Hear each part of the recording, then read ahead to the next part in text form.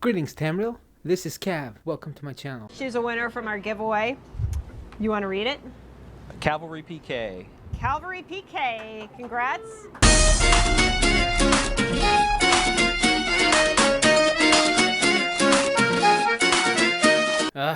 What am I doing? Follow me. Let's get to the build video. Before we start the video, I want to let you know that this build is the only build that you need to use. Literally, any other build out there sucks. Just kidding. This build is only as good as the player behind it, and I'm having a lot of fun playing it. This build was recommended to me by Kina PKK, or as you know him in forums, Nightblade Mechanics. I have a link in the description below to his channel. Currently I'm running 5 pieces of Wizard's Riposte, 4 on body, and 1 Inferno Staff sharpened with weapon damage glyph. I'm also running Transmutation, 1 body piece, 3 jewelry, all spell damage, and Restoration defending staff. So running Scoria 2 piece or Malubeth 2 piece. Malubeth is for being tanky and getting more healing. Scoria is to be able to do more damage. I'm shooting to get 3300 critical resistance. With Thief Mundus I'm at 50% critical chance. However, in CP campaign it's more preferable to run Shadow Mundus versus Thief Mundus. My spell damage is at 1983. It's fairly low, but all my tankiness and sustain makes up for the low damage. My health is at 22,571. Magicka recovery is 2124. And max Magicka is 34,764 with Witch Mother's Potent Brew.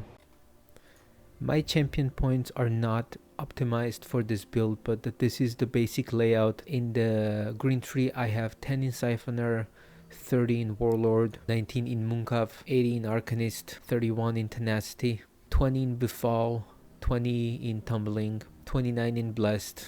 I don't know why it's 29, don't ask me.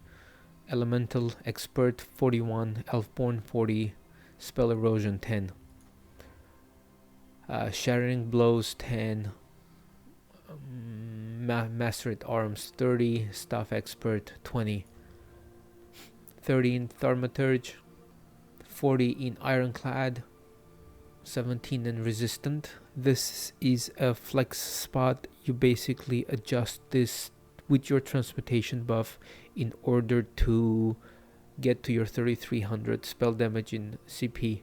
40 in Hardy, 40 in Elemental Defender, 10 in Bastion, probably the most useless CP, I don't know why I have stuff here, 63 in Quick Recovery. That's pretty much it. These are my stats in the CP campaign, and these are my stats in the non-CP campaign.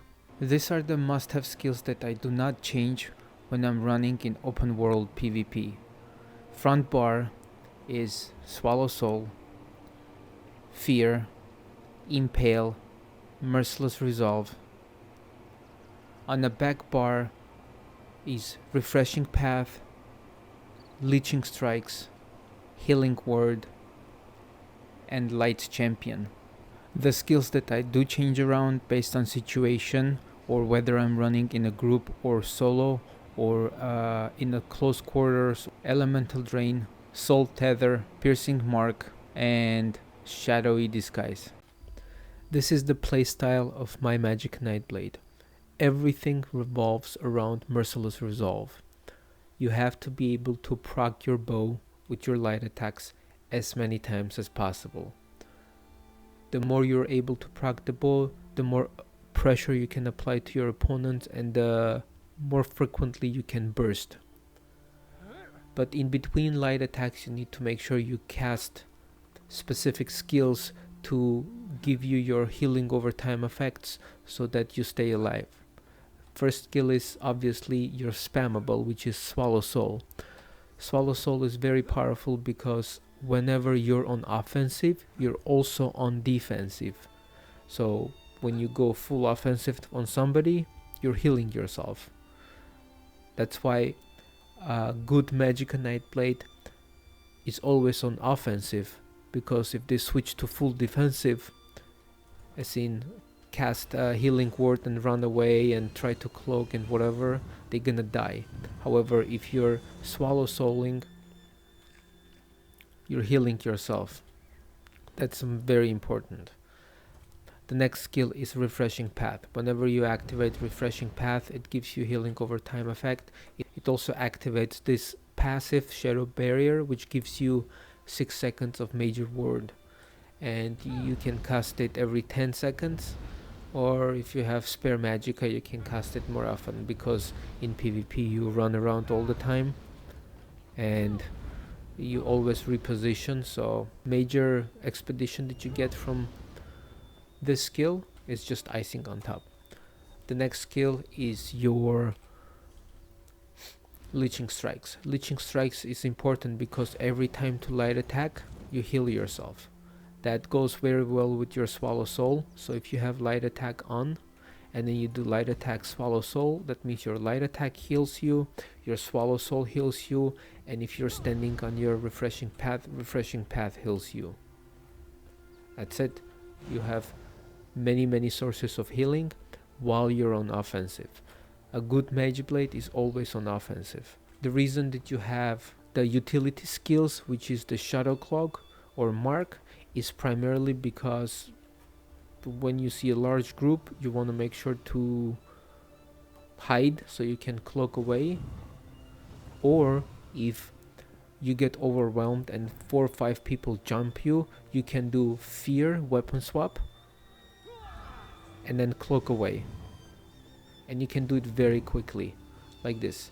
So let's say this guard jumps on you and few other people, you do Fear, cloak.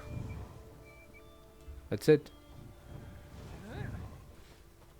Then you'd be able to reposition yourself, regroup, wait for a potion cooldown, and then jump into the fight. Mark, obviously, because everybody is a Nightblade. I don't know, there's like, every time I go out, everybody is a Nightblade, especially stamina Nightblades that are very dangerous because of a few extra damage sets that they're running. So you need to be able to mark them so they cannot reset the fight. However, if any stamina build decides to run away from you, you can't really do anything. And that's actually my next point, is you need to realize the weaknesses of your class.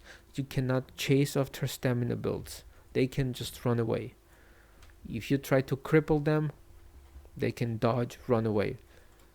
The other thing is you cannot follow stamina Nightblade into closed quarters, because every time you don't have a large space to fight, they can line of sight you, they can burst you down, and you're gonna die. So a good Magicka Nightblade, in my opinion, is able to realize its weaknesses and not put itself in a position to be exploited in that case.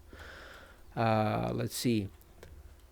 Elemental Drain is something I recently started using. I was actually using Degeneration here. However, I swapped to Trash PvP Potion to give me major sorcery, and I would use Elemental Drain for sustain. A lot of fights that take really long time, Elemental Drain makes the difference if I'm losing the fight or winning the fight. And it's just oh, and also it gives you the Destro passive, additional 8% damage. Alright, that's it for this build video. I'm gonna leave you with a clip with an extended fights that I had a couple of days ago. Thank you.